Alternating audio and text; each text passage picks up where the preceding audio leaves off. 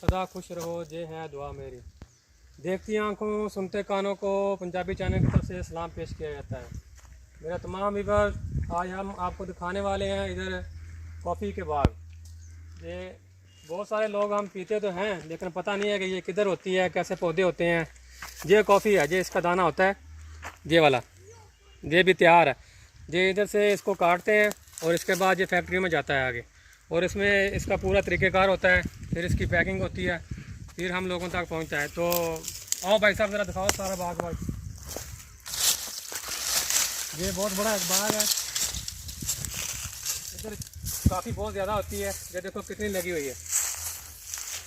ये इस टाइम हम बर आज़म अफ्रीका में मौजूद हैं, मुल्क रवांडा है। तो इधर चाय और काफ़ी बहुत ज़्यादा होती है। ये सब कॉफ़ी है जितनी भी आप देख रहे हैं, और ये इधर तो बहुत ज़्यादा मिलती है। हमारे इलाके में उधर कम होती है। तो भाई साहब ज़रा सारी दिखाओ इनको। इधर कुछ बातें कम हो रही हैं, इसी वजह से ये खेत कुछ नॉर्मल है, ज़्यादा पैदावार नहीं है इसकी।